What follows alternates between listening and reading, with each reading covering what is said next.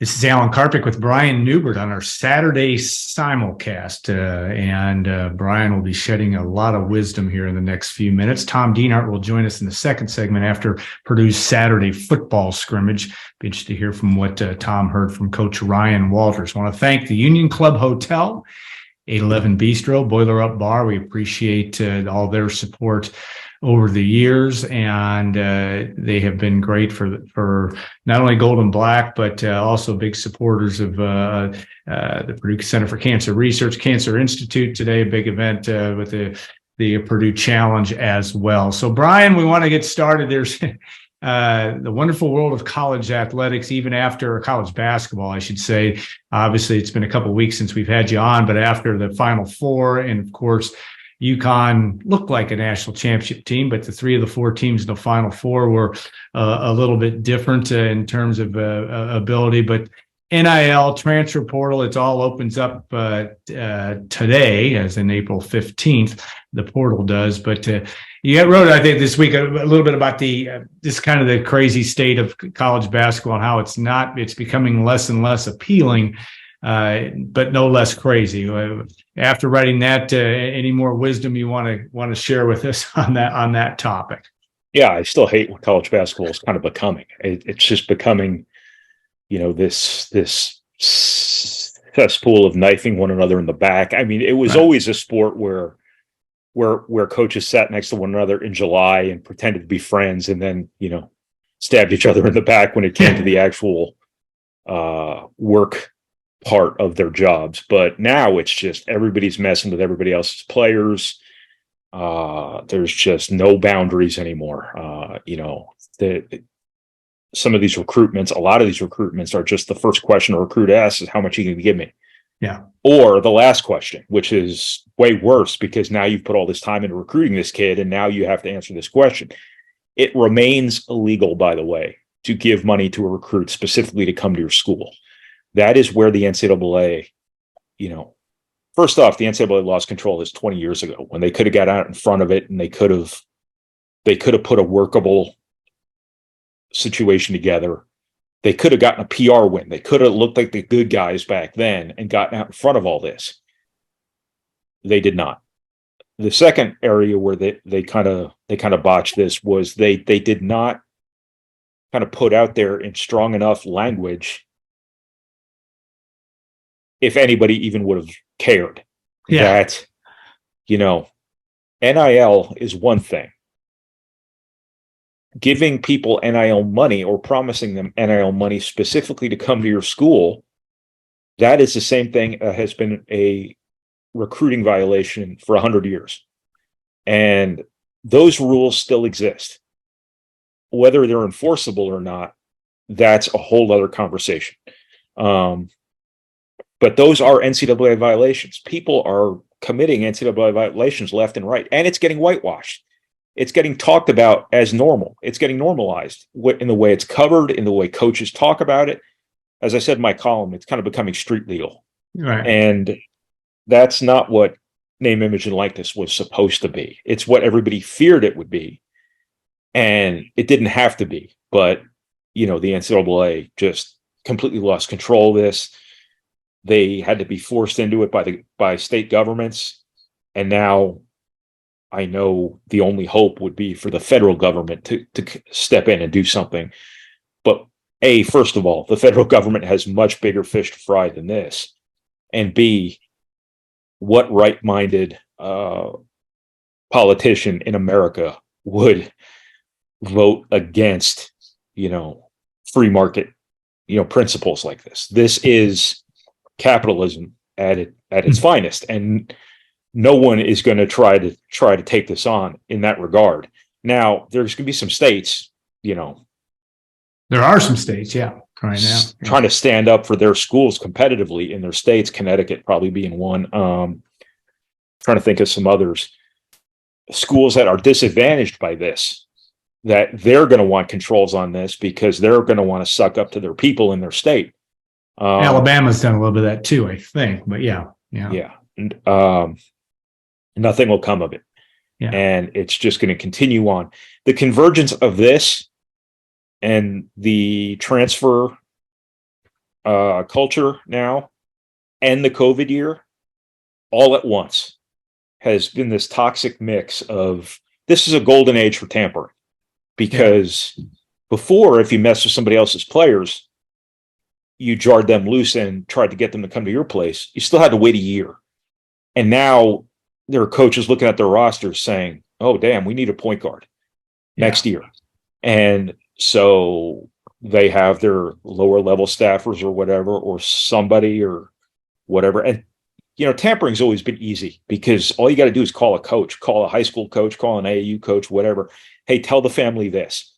And a lot of them will do that. So the message is getting across, but it's so bold now, I think, that people are just going straight to the players. And, hey, man, we really need you next year. We just had this kid. He's going to the NBA. You got to step right in. We'll get you in the NBA. Or, as I said before, we'll give you until they get $250,000 to be here. Something like that. And it's just a complete lawlessness. Yeah, it is from that standpoint. Oh, for the days. How long did I just talk? I don't know, but Joe, that was good. It was well spoken. I'm a little bit out of practice here. Joe Tiller and the snake oil salesman. I don't know if that was the start of tampering. It wasn't. Well, that wasn't tampering. And Rich Rodriguez, I should say. That was recruiting because the kid hadn't signed with Purdue. He wasn't at Purdue. He was just a committed recruit. And it's never been illegal, or in college football, it's for the last however many years, however many decades. There's not even a stigma anymore to recruiting other people's commitments. It's a different deal in basketball. It really is. The recruiting culture has generally been much different in that regard. It's been much dirt. It's been just as dirty. Yeah. But you don't see the same, trying to flip recruits in basketball as you do in football. I can't speak to the tampering in football. I'm sure it goes on.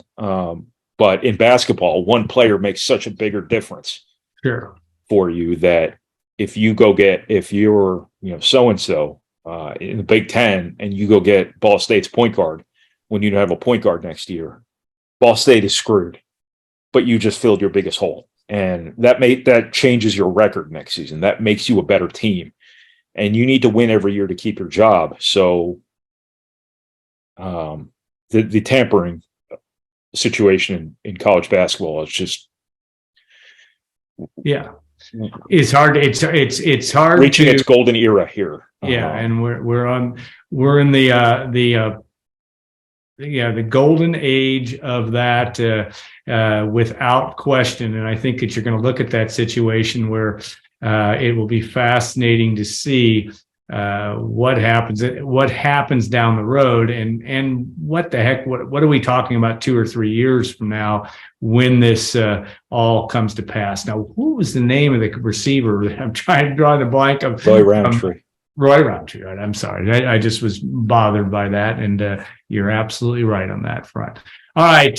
Certainly, there's lots of talk. Lance Jones obviously commits to Purdue through the transfer portal. Southern Illinois, I thought you did a good job of putting some video together to see what you see on him and what he'll bring to the table. Your thoughts there on a guy that should be able to come in here and fill some form of a role for the Boilermakers in 23-24. Yeah, I'm glad you asked, because there's something I've kind of left out in what I've written about him.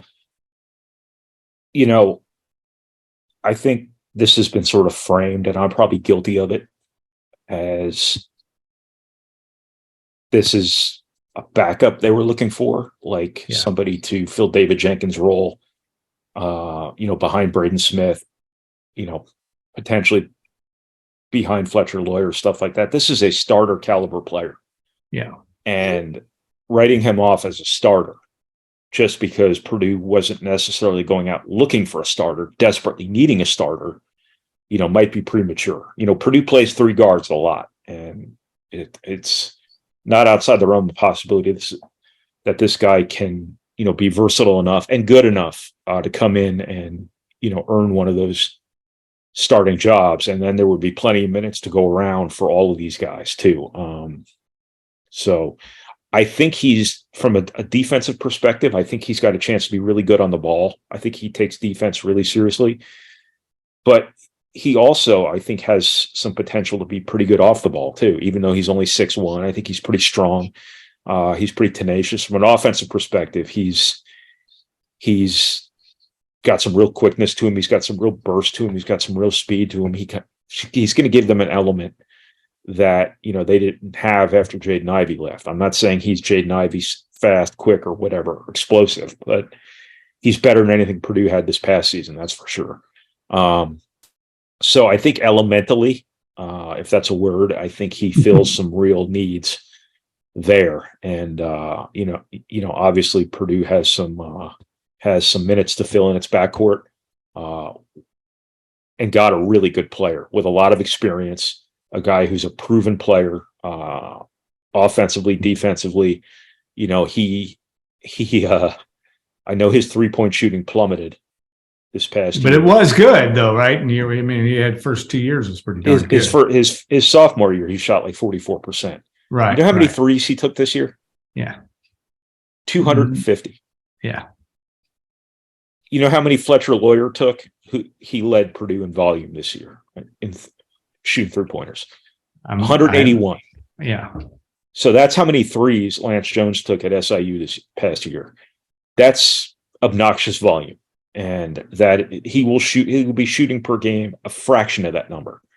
He's probably a guy who, I'm just spitballing here, takes 1 or 2 a game on most nights. Because Purdue's not going to ask him to come in here and, go get 18, 19, 20 points a game, like Southern Illinois probably on a lot of nights needed him to do. So if he just goes back to less is more, like it seemed to be earlier in his career when Southern Illinois had some more players around him, I'm not so sure he can't be a pretty productive 3-point shooter too. And that's Purdue's biggest need between this year and next, because they can't do the 5 of 26 thing again with their season on the line. They've got to build a firewall against the fickleness of the 3-point shot any way they can. And if they go and get somebody else from the transfer wire here, which they're going to explore at least, I would imagine that's going to be a big part of the criteria of what they're looking for is shot makers, because Purdue wasn't a good enough 3-point shooting team to maximize the matchup with Zach Edey. And it didn't matter. Zach Edey was still the player of the year unanimously anyway, but you saw what it did to Purdue's season. It ended it because, Purdue went, was awful shooting threes at the worst time when the opponent was daring them to shoot threes, not even guarding them. Right. And that put out there a little bit of a how-to guide against Zach Edey now, if he comes back next season. I want to ask you about that. And also Brandon Newman, we haven't talked since Brandon's moved to the transfer portal. Not unexpected there. And Zach Edey, everybody's waiting to find out exactly how that's going to play out. Just some thoughts there. I mean, Newman obviously did some really good things at Purdue, was a major contributor, did some good things this year, but maybe it's also maybe one of those best for both worlds, the fact that he moves on and might get a chance to go someplace else. Yeah, I thought he needed a fresh start. And, I still think he's a good player. I still think he can be a really good player someplace. It just became abundantly clear it probably wasn't going to be at Purdue. I mean, he's had so many opportunities, and it just never clicked. It never clicked in a sustainable manner. I think attention to detail, playing to strengths, I think defensive preparation, things like that matter a little bit more at Purdue than they might somewhere that's just going to run up and down the floor and shoot. And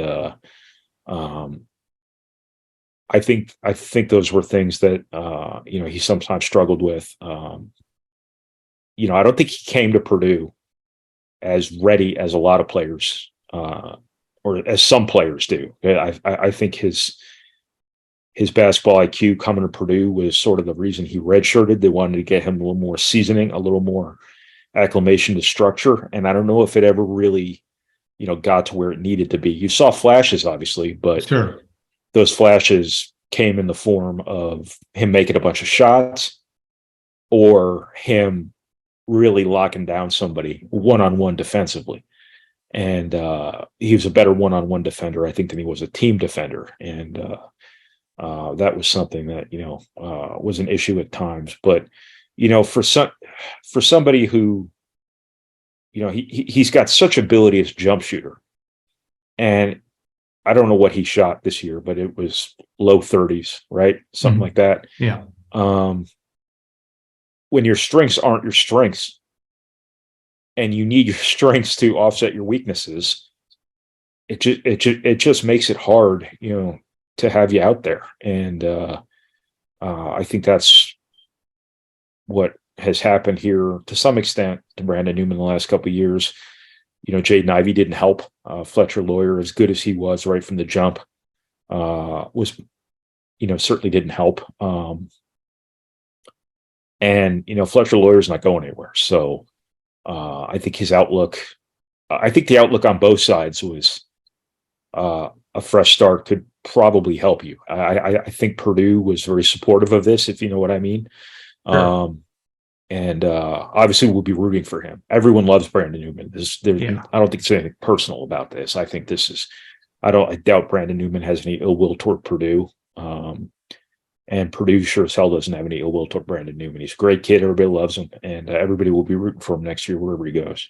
Yeah. And it'll be interesting to see where he lands, but maybe telling on with respect to where this world, again, the transfer portal, there's a number of different places that I think could find a place for a guy like Brandon Newman, a guy that also, was in a situation that did do some good things. A lot of, certainly down the stretch, he did as well. But you're right, only shot 36% from the field, all told, and that at times never could fully get it going all the time, but had his moments, to be sure. I did want to ask you about Saturday and just your thoughts there. I mean, obviously, one would have to. It's almost a guarantee that he's going to be testing the waters. We know with the NBA and still seeing where he stacks up. But any indications, any gut feelings there, or where this is, or is it just a case of Purdue fans have to be patient? Well, I think patience is obviously part of it because, I think he would be in dereliction of his duty to himself as a potential professional, right, to not give the NBA every chance to say, hey, we're going to give you $500,000 a year and sign you to a guaranteed contract, something like that. But that process runs into the summer. Right.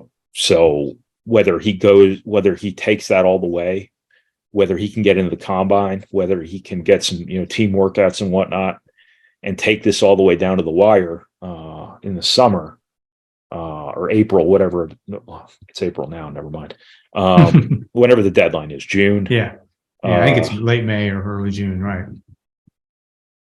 That's going to be a process that has to play out. So he has all the information. Remember, he may like it at Purdue. He may want to come back, and I think part of him does. I think he likes it here at Purdue. I think he likes his teammates. I think he doesn't want to go out the way he will go out if he leaves.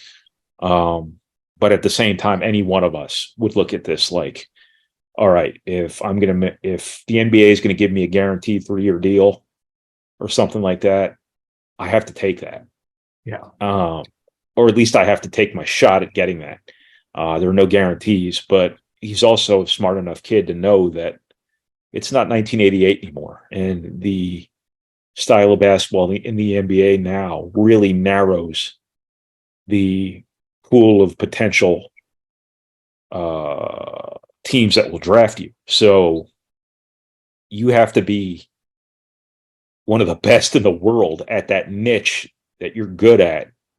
And you still have Europe to contend with. You still have some of these massive guys in the NBA now who are veterans, who are taking that seat at the end of the bench to play every third game when they might be needed to guard, whoever, put a body on a Dwight Howard or something like that. So Zach Edey's going to have to be better than everyone else in the draft at being 7'4", 300 pounds. I think that's probably a safe assumption he will be. But there's also all of the other giants on the planet, who are functional basketball players, who are good basketball players, are probably vying for about 6 jobs in the NBA. That's probably overstating it. I don't know how much, he'd stand to make if he wanted to go overseas. I don't know what the pro league in Canada pays. I doubt it's great. I'll also add that those buses you take in the G League are not nearly as comfortable as Purdue's new locker room will be, as Purdue's charter flights will be. And I think big guys like being comfortable, right? Yeah. I think that'll be part of it. But I think obviously it has to make sense business-wise. And that's where maybe this is where Purdue finally, benefits from the changing landscape of college basketball. And maybe, he can cobble together enough NIL deals to make the numbers work to where his time doesn't have to be now to go get paid, that he can make enough money by staying at Purdue to make that the better option. That's what Trace Jackson-Davis did this year. That's what Hunter Dickinson did this year, even though he's fishing now for an even bigger payout. That's why college basketball now is transitioning toward being played by men as opposed to boys, the way it used to be, where it was 18-year-olds, 19-year-olds, 20-year-olds. Now it's going to be 21, 22, 23-year-olds sort of ruling the sport. And this is Purdue's opportunity to, be in that mix by potentially getting Zach Edey back and having virtually the same team as the one that was a runaway Big Ten champion, number 1 in the country for a while, and just needed to make more threes in the NCAA tournament. So we'll see where it goes. If I had to bet, I would think that, it's going to be real. The option of coming back to Purdue is going to be real appealing when that time comes. We'll see. Yeah. All right. You are going to be on the road today being Saturday. We are actually recording late Friday, but I'm actually driving right now. Yeah, you are. I still can't get past the police squad thing, but that's an inside joke, so we'll keep it at that. But and I have laughed over that. But the whole situation with what you'll be watching this weekend and maybe next, what's the landscape out there like? With this, not only some guys that Purdue has committed, but some guys that you're looking at that Purdue's hoping to get in the mix here down the road. What give us a little preview of what you're looking at? Well, Purdue's still going to play around with that last scholarship that opened up with Brandon Newman's transfer, so they're going to keep looking at what's available in the transfer marketplace. I refuse to use the P word anymore. It's become overly used, and I'm abstaining from it. Fair enough. They're going to continue to look at the transfer directory and see if they can find somebody that can make a difference next year, like a high impact type of player. Who that would be, no idea. Can Purdue get that player? I have no idea, but they're at least open to it, and they're going to try to find somebody. But they're not just. This isn't about filling a need. This is just trying to make your team better if you can find a difference maker, as Danny Hope would say. Outside of that, they have to finish off their 2024 class. They have to literally sit on cannon catchings all spring and summer. Obviously, Jack Benner is already committed as well. Scholarship numbers, who the hell knows? Because if they take another transfer, he's a multi-year guy, or someone decides they want to use their COVID year, everything changes. But obviously at least 1 or 2 more scholarships for 2024. I'd imagine they're going to look for a big guy. Can never have enough shooters. Matt Painter has come to the realization his team needs more quickness. His team needs more athleticism. There's still a long-term point guard, void to fill because Braden Smith's not going to be at Purdue forever. We have to talk about kids that way. because when they play their freshman year, you have to start planning already for them to, be gone after their senior year, if not sooner in some cases. So it's going to be, Purdue has its work cut out for it here in terms of getting a 2024 class done, but also getting ahead on the 2025 class. There's never a dull moment in basketball recruiting. They will be plenty busy. Yeah, I'm sure that's going to be the case, and there'll be some level of hijinks and drama at the same time as you continue to follow this. All right. We're not going to take a short break because there aren't any commercials here, but we will take a little transition to Tom Dienhart talk some Purdue football after Saturday's scrimmage. And Brian, thanks so much as always, and safe travels when you're on the road. Thank you.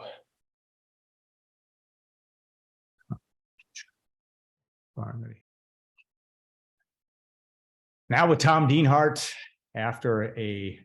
he has been one busy person, and I'm afraid with the transfer portal opening today, his head will be on a swivel with that as well. But obviously, this is after practice, Purdue's second scrimmage, is it right, of the spring, yep. and of course, you talked to Ryan Walters. If you had a chance to watch that interview, I always ask you the same question about body language and what you see, and we put you in a bad position. It's a hard question to answer. He's kind of short in his answer. Didn't want to. He said maybe the defense did a little better today, but still goes back to Hudson Card and likes what he sees. But your impressions from another balmy afternoon in West Lafayette. Yeah, you're right. He's careful with his words, like every good head coach, I guess. Never offers too much. Yeah, of course. Remember, we can't watch the full proceedings, so we only watched like the first 5 periods today, and really none of the scrimmage action. So rely on other people and Coach Walters to get some intel about what went on. And you're right, Alan. He talked about Hudson Card, and anybody who's been following along this spring knows the praise has been effusive, not just from Ryan Walters, but from Graham Harrell and others in and around the program when it comes to the subject of number 1, Hudson Card. So the story was the same today, which obviously is good news for Purdue, right? Because we all know Hudson Card's going to have to excel if Purdue wants to achieve its goals. So again, I guess the one thing, as we know, spring football, there are no absolutes, right? We're such a long way away from September 2nd, that Fresno State game. And this year, maybe more than any, in Purdue history, Alan, there's going to be so much change still to come on this roster between now and, again, that September 2nd kickoff against the Bulldogs. As you noted, the portal opened today, April 15th. The 15-day window closes the 30th. And like you said, buckle your seatbelt because here we go, right? I think we all know there's going to be some change on this roster, guys leaving and guys coming in. Alan, they had 2 cornerbacks at practice today. So again, it's only just begun.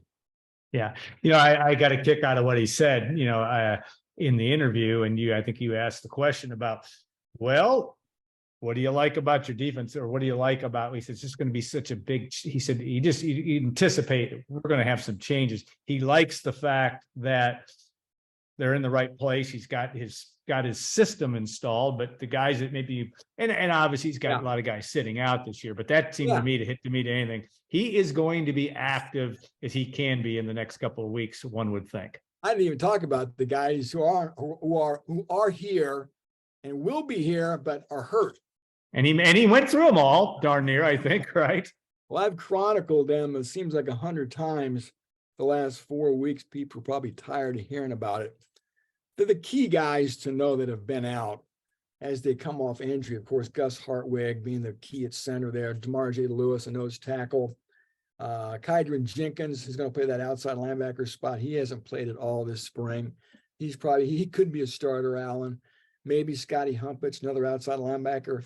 He has not played all spring either. So those have really been, I guess, key guys. Brock Thompson, the wide receiver, too, Alan. He's never really fully suited up this spring.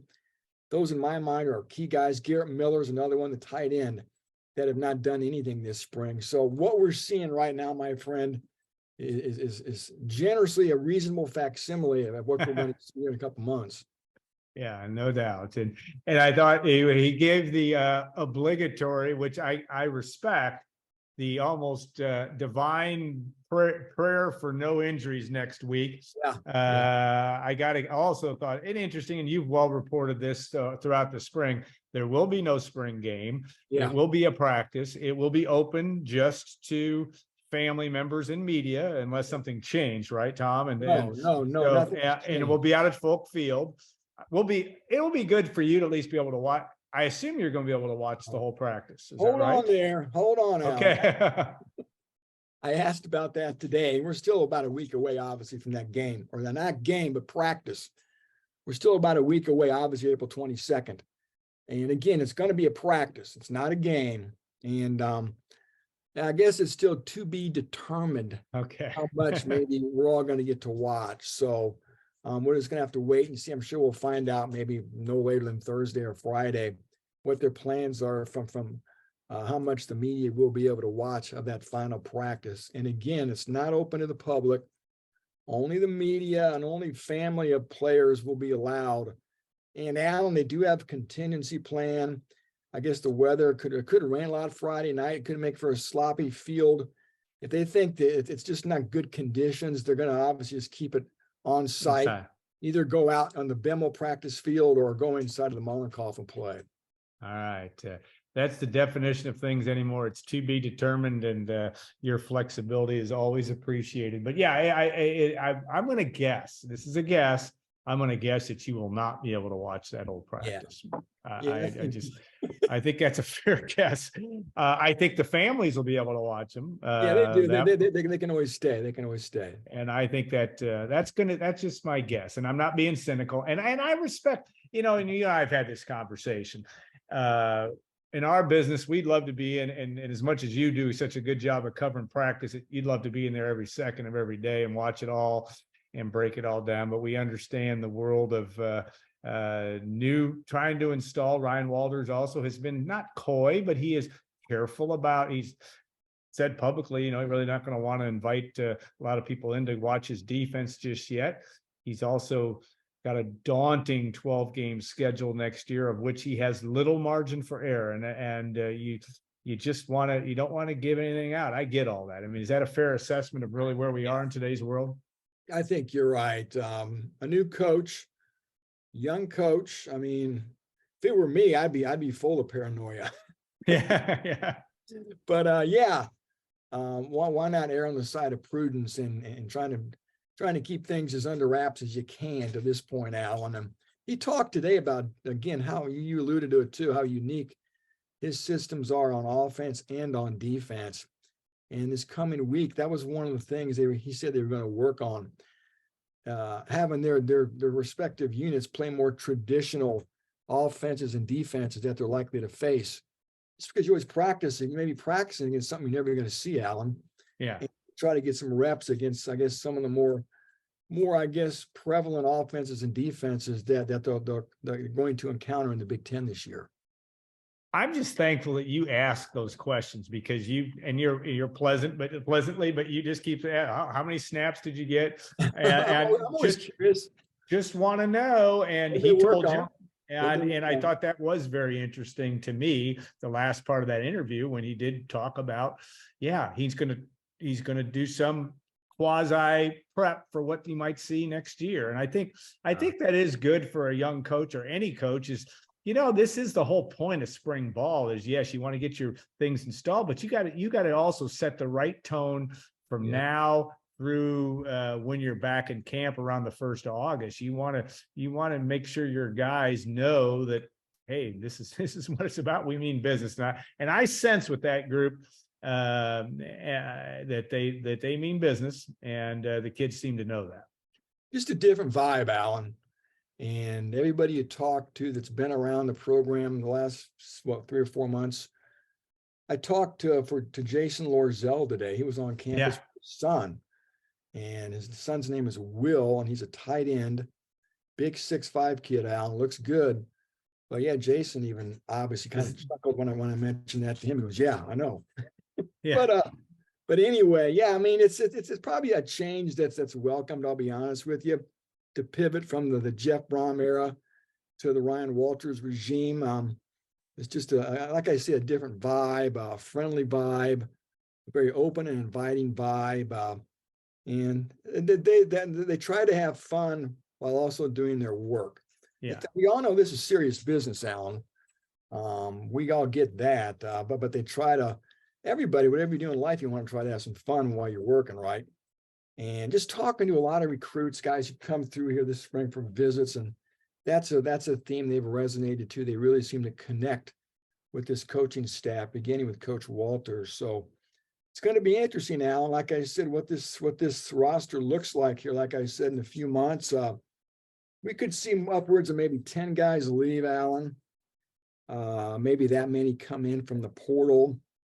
Like I said, they had 2 cornerbacks on campus today. They had a kid from Penn State, Marquise Wilson, who I expected to be here. They also had a kid from a Division II school called West Liberty in West Virginia. Oh yeah, excellent program. Yeah, okay. So he was on campus, and again, that's a position that they've got great need at. Cornerback may be their most urgent need. So I also believe, Alan, they got a high school kid here that's ready to announce for Purdue as well, maybe the next couple of days. So keep that on everybody's radar out there. So yeah, they continue to build on that 24 class, Alan. They've got 4 commits right now. Of course, they lost the kid on Thursday, Eric Carner, sort of decommitted, wanted to reopen his commitment. You know, he's been recruited by Alabama and Arkansas and South Carolina. And so again, Purdue lost a guy this last week, but I think they're soon going to gain one. That would be get them back up to 5 commits for this class. And again, they've only scratched the surface here with this again 2024 recruiting class. Yeah, the key is always to get him. You can get him on campus. That's a good start. He seems to be doing a really good job with that. That part is super. But you know, one last question, and hard. You know, I was talking about West Liberty, and I had a little bit of experience of being very. Well, I lived there for a year, and that is a very competitive conference, just like in Ohio, the D3 schools, they take it very seriously. And that's what's kind of interesting. You've seen a little bit in basketball. Purdue, unfortunately, saw that in the NCAA tournament this year. Fairleigh Dickinson rolled out a bunch of D2 guys that came out, transferred. And that night, and the next game against Florida Atlantic played very, very well. You can't take anything away from. My point is, it's interesting that you may find some guys that have blossomed at the right time. They can fill a gap, and that might be happy also in a backup role, or at least could live with the fact that I'm not walking in and starting. Obviously, if I'm a D2 guy coming to Purdue, I think there's something to be said for that very fact, Alan. You get the kid transferring, say, from like an Alabama or some big SEC school to Purdue. You kind of wonder what type of an attitude he's going to come here with, right? Yeah. But you get a guy coming up like you mentioned, Alan, and I think maybe I'm making too big of a judgment here, but I think sometimes those guys got that old eye of the tiger, you know? Yeah. They're stepping up. They got something to prove. And Alan, just recent history, they've had 2 guys from the D2 ranks help the football program. Chris Jefferson, remember Chris Jefferson came from college in Ohio, and then Bryce Hampton came from Division II Adams State. So I wouldn't be surprised, Alan. I do think Purdue is going to pursue a quarterback to be a backup, and I do think they may have to go this same route, Alan, look for a quarterback that's playing at a lower level.